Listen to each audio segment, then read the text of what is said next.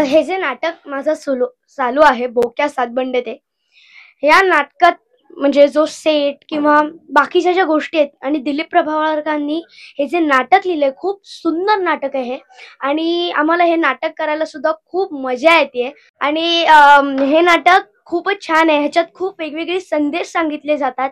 प्राण्यांवर प्रेम करा, झाडांना वाचवा, जंगल जे आहे त्यातली झाडं कापू नका, असे पाण्यात कचरा टाकू नका, असे खूप वेगवेगळे संदेश सांगितले जातात।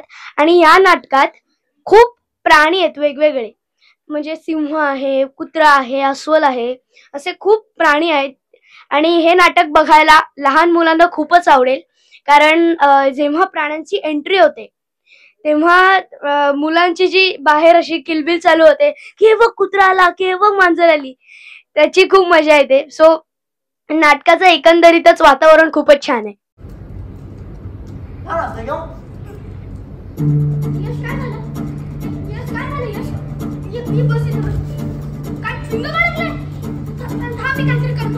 बोक्या हा खूप इंटेलिजंट आहे, खूप हुशार आहे, खूप असा गोंधळ पण नाही करत आणि काही प्रॉब्लेम्स झाले असतील सोसायटीत किंवा घरात तर किंवा त्याच्या मित्रांचे वगैरे, तर तो ते प्रॉब्लेम सोडवतो। त्याच्याकडे खूप वेगवेगळ्या प्रकारचे सोल्युशन्स असतात आणि त्याचं एक नाटकात आम्ही हे दाखवली आहे की बोक्यानी डोकं खाजवतो तो असं आणि त्याला त्याच्या आजोबांचा आवाज येतो, म्हणजे आजोबा बेसिकली त्याला हिंट देत आहेत। सो असं आहे आणि बोक्या हा माझ्यासारखाच आहे, मी जसं मस्तीखोर आहे वगैरे। सो हे नाटक करायला सुद्धा खूप मजा येते। मला पुण्यामध्ये बोलवलं होतं। पुण्यामध्ये एक कॉलेज होतं, त्याच्या समोर एक फिटनेस क्लब का काहीतरी होता, तिथे आमची नाटकाची तालीम व्हायची। पहिल्या दिवशी आलो, सगळ्यांची ओळख वगैरे झाली आणि दुसऱ्या दिवसापासून मला चांगली मजा यायला लागलेली की आता नाटक पहिलंच होतं, ह्याच्या आधी नाटक काय असतं हे माहिती होतं पण नाटक कधी केलं नव्हतं। सो थोडी भीती वाटायची आणि पहिल्या प्रयोगानंतर एकदम थोडासा असा कॉन्फिडन्स आलेला आणि नंतर आम्हाला प्रणव दादांनी जो सेट दाखवला ना की असा असा तुमचा सेट असणार आहे आणि त्यांनी आम्हाला मोबाईलमध्ये दाखवलेला आणि त्यानंतर जेव्हा आम्हाला आमचा रिअल सेट दिसला ना, मी कमीत कमी 15 ते 20 मिनिटं त्या सेटवर फिरत होतो की ह्याच्यावर बसता येतंय का, ह्याच्यावर उडी मारता येते का। सो त्याची एक मजा होती वेगळीच आणि एक महिन्यात म्हणजे आम्ही 20 दिवसात नाटक अख्खं बसवलेलं आणि एका महिन्यात आमचे 25 प्रयोग झाले।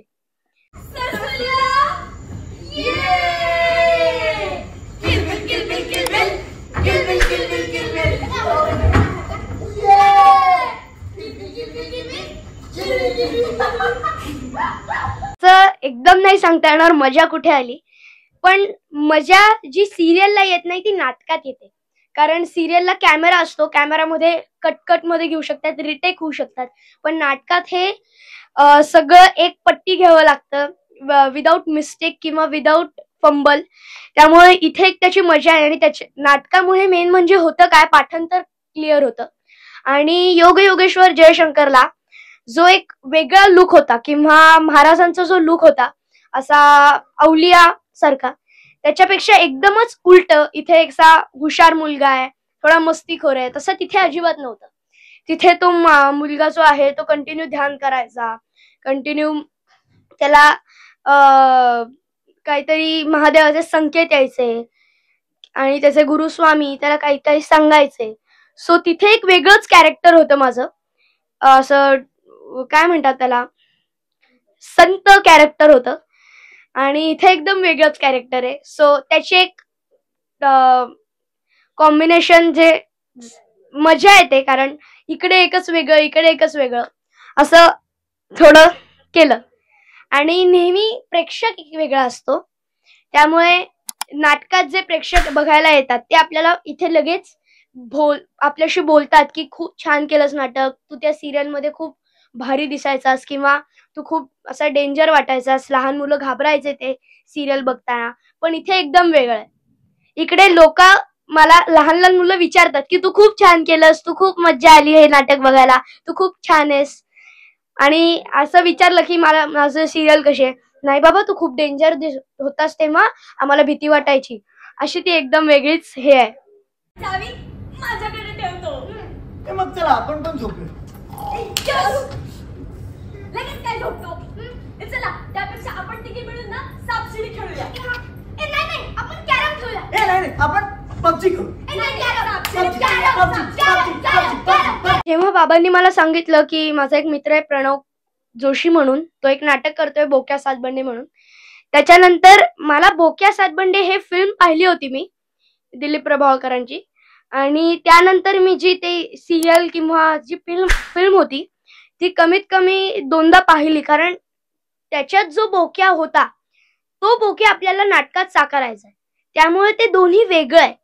मी घरी एकदम वेगळा वागतो, नाटकात तसं वेगळं वागावं लागणार आहे.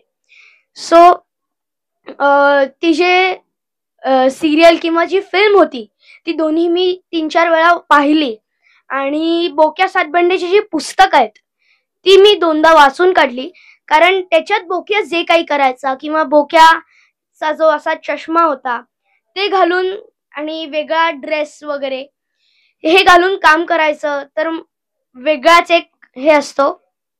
आणि बोक्या सातबंडे या नाटकासाठी मी खूप अभ्यास केलाय, जेवढा मी आधीच्या सिरियलसाठी केला नव्हता. सो दिग्दर्शकांनी मला जसं सांगितलं की तुला असंच बोक्यासारखं वागायचंय, बोक्या काय करतो हे तुला नीट नोटीस करायचंय. सो ते एक वेगळाच हे होता आणि खूप अभ्यास झालाय त्याच्यासाठी माझा. माणसांची मैत्री बरी नव्हे, माणसांची मैत्री बरी नव्हे. बोक्या जसं सांगतो ना, शेअरिंग इज केअरिंग, ती सवय मला आधीपासूनच होती.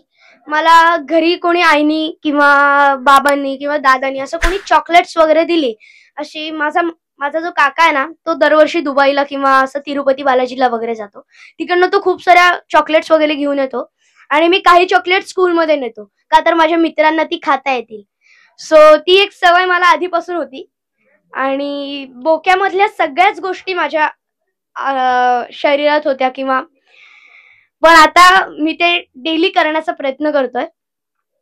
सो त्याची आता सवय थोडीशी करतोय. समस्या ही तुमच्यातलं काहीतरी चांगलं बाहेर आणण्याची संधी असते.